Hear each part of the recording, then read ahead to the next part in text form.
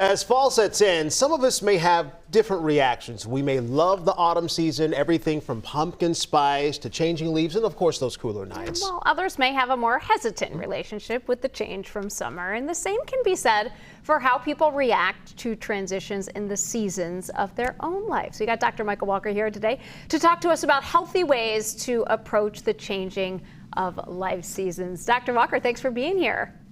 Thanks for having me as always. How you all doing today? Great. Well, yeah. Give us some examples of changing life seasons.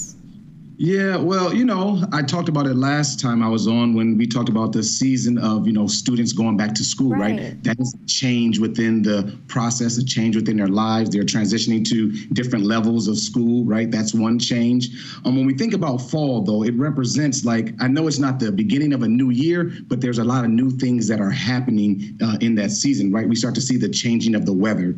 When we think about that, we start to see a visual representation. I looked outside for a second, the visual representation of leaves changing color and then falling onto the ground to represent that there's this changing of seasons, changing of times. I'm thinking about, I love the word seasons, because a season is only temporary. So it's okay to embrace that change temporarily, but it's, I guess, important not to feel stuck in that season forever, right? Correct, right? I think you're hitting on a really good point, AJ, in the fact that when we think about change, right, change is inevitable. There's always going to be changes within our lives. And then how do we start to prepare ourselves for those changes, right? One thing that we can do, like a tip that we can have ourselves is to appreciate the fact that things will change and it's not always going to be a negative change, right?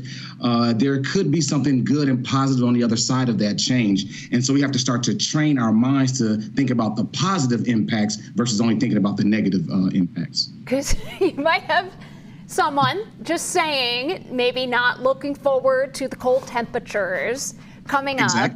But I think that the idea of the shift in your mindset, can we have some practical advice on helping you shift that mindset to look at some of the positive parts of this change?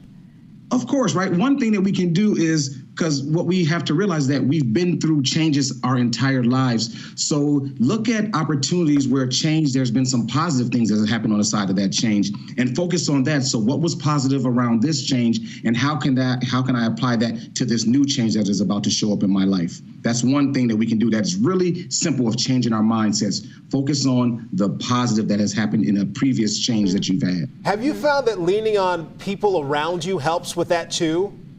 Of course, right? We have, friends, confidants that we can connect with, folks that have kind of seen us go through different parts of lives that we have changed. Like we think about the changing of becoming a parent, right? That's a change in many people's lives. And we have people that we can talk to right away, which is our parents, about how did they make that change. And so you can lean on people's experiences, life experiences, to help you through some of the moments of times that you'll go through. Some folks may be changing new professions or going into new organizations. That's a change. And how do you show up in that space? How important is practicing gratitude when it comes to change? Well, I think it's really important, right?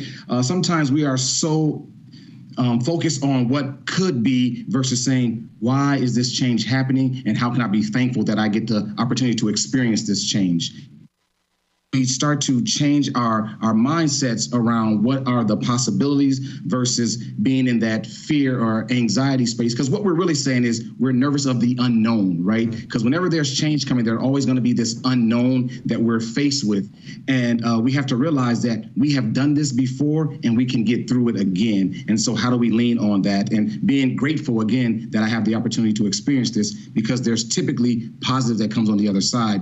I liken it to how I'm not a scientist here, so like how a butterfly goes through different stages, right? They first start off as an egg, and then they go into the caterpillar phase, and then they're in that cocoon, and then they grow to be a beautiful butterfly. Well, that's how life is. We have to go through some of these stages in order to get to the other side of this great positive change. And not only that, but you get the wisdom out of it too. Yeah. So it all comes full circle. Hey, Dr. Walker, we appreciate your time. Thanks for joining us. Yeah, thanks for having me. I appreciate it.